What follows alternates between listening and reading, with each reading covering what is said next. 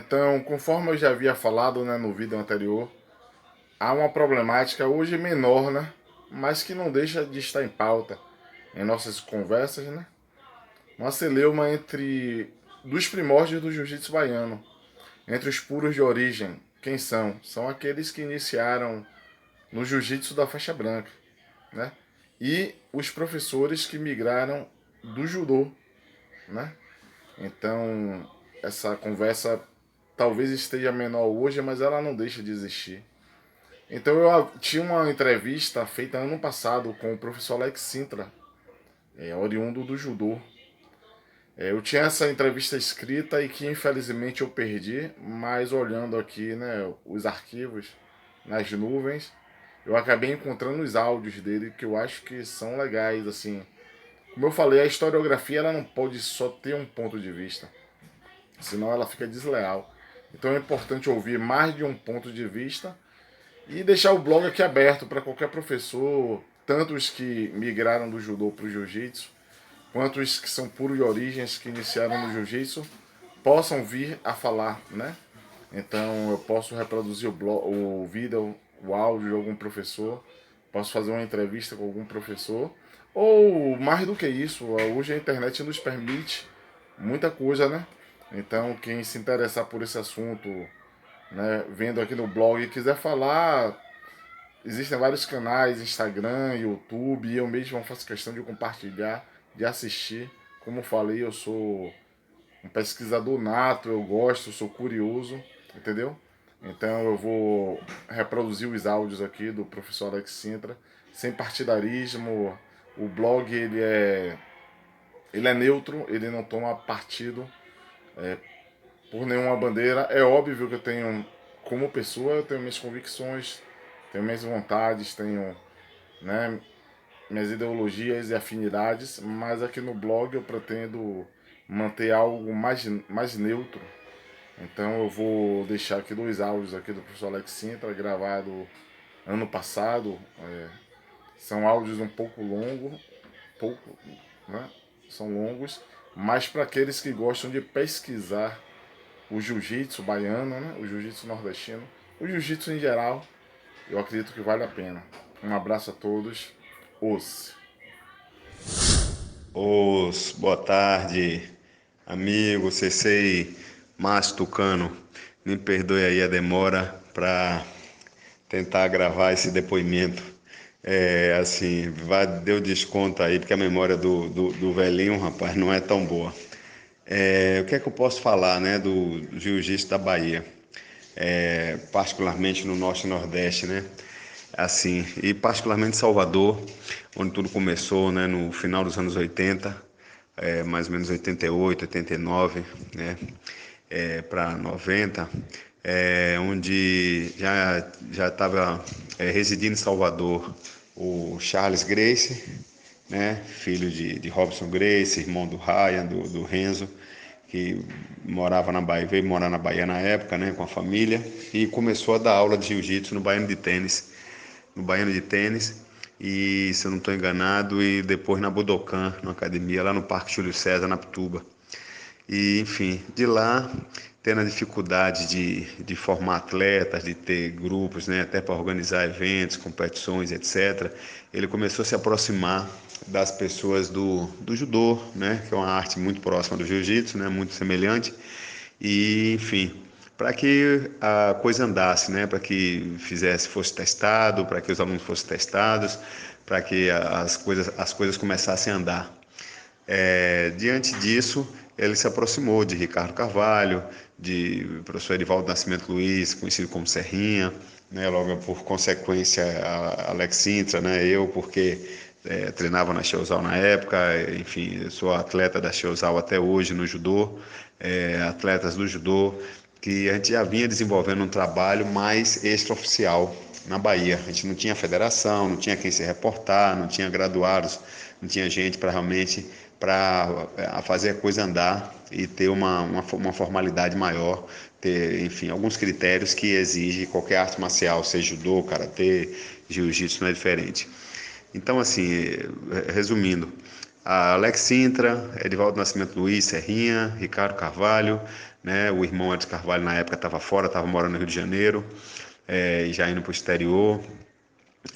Um Luiz chamado, conhecido como Rato, Zeca de Vilas, né, que tem até hoje tem equipe lá, dá aula lá, parece que hoje está em outra equipe, Nilton Ferreira, o menino de Feira de Santana, Humberto Tavares, depois apareceu depois, e outros que eu não me lembro agora que foram se agregando, né, Roberto Ventura e outros que foram se juntando a esse grupo, pessoas que interessadas no chão, particularmente na luta de solo, no Tatame Waza, da onde nós tínhamos já uma facilidade, porque nós somos de uma escola, Shiozawa, professor Serrinha, professor Shiozawa, Ripardo, que era o professor de judô, que já tinha um solo, uma luta de chão muito forte na parte de estabilização, de mobilização, enfim, então a gente já desenvolvia isso muito bem, gostava, né?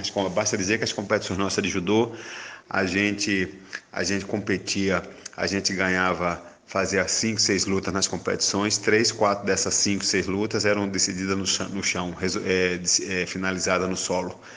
Então daí começou a nossa saga, né? Se é que a gente pode chamar assim, o nosso reconhecimento como lutadores de solo, como pessoas respeitadas na luta de chão e que alguns chegavam até a dizer que a gente não sabia judô, sabia lutar chão. Enfim, né? Então, independente da opinião de cada um, a gente fazia e tentamos evoluir.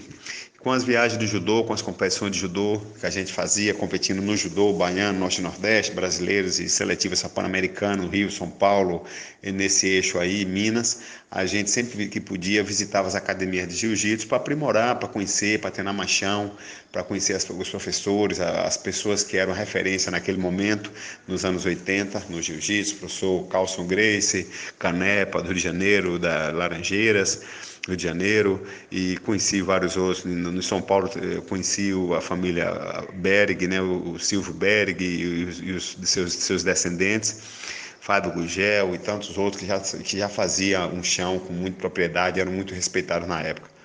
Né, Ricardo Libório e tantos outros, né, Roberto Traven, enfim, muita gente boa. Então, diante disso, a gente começou a desenvolver, tomar gosto e cada um começou a formar e criar suas equipes, né? Aí foi quando surgiu a ideia de Ricardo, Charles Gracie fundou a primeira federação, na qual ele era o presidente, e Ricardo Carvalho era o vice-presidente. Tá? E eu faço parte dessa federação até hoje, estou lá nos livros, nos estatutos, na ata, como um dos diretores, um dos fundadores dessa federação, que até que o Charles depois teve algum problema pessoal, que eu não vou entrar nesse mérito, problemas pessoais e ideológicos com o CC Ricardo Carvalho e o Edson Carvalho, divergiram e cada um rompeu para o seu lado. Depois apareceu o Renzo Gracie aqui na Bahia, que já foi um outro, né, que descendente da família, acho que tio do Charles, comprou brigaram, saíram, chegaram às vias de fato. Enfim, a coisa foi grande. Então não foi fácil para a gente do judô, eu, Serrinha, Ricardo, Nilton, essa galera, a gente se firmar e ser reconhecidos como professores de jiu-jitsu também, além do judô que a gente já fazia com propriedade, como atleta de nome, representando a Bahia, enfim, de seleção baiana. Mas, independente disso, do currículo de cada um de judô, seguimos nosso trabalho, formamos nossa equipe, fizemos nossos pets, nossos escudos, criamos nossas marcas, né, como hoje eu tenho a Sintra Team, até hoje, né, desde os anos 80, e está aí andando, vários pretas formados, eu não vou citar nomes aqui, senão a gente ficaria aqui um dia todo. E tive a felicidade de fazer um trabalho e ser reconhecido, ganhar respeito dessas pessoas todas.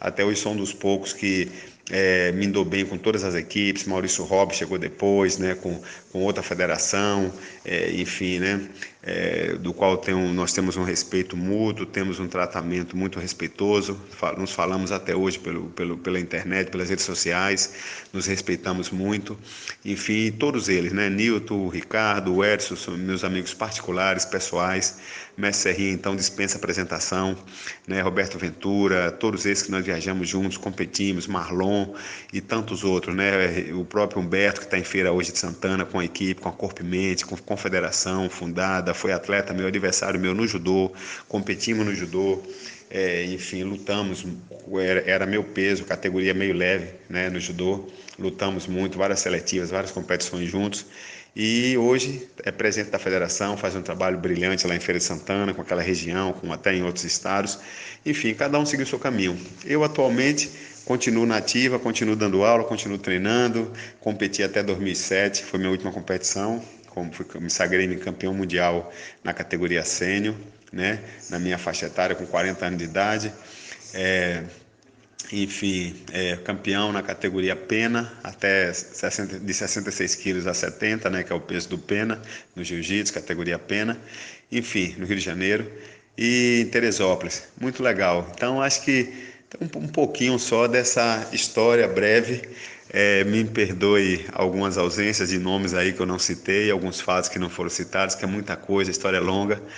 Muita coisa aconteceu no decorrer, outros professores surgiram, como Márcio Tucano, né, tantos outros. Eu tenho o meu primeiro faixa preta, o Hélio Araújo, e tantos outros que eu tenho aí hoje formados, né, mais de 30 faixas pretas. Estou nesse negócio já há 40 anos, somando com o judô. Enfim, é uma história, né, uma luta grande, e a luta continua, tá? Então, boa sorte, professor Massa, ao blog, muito obrigado pela oportunidade.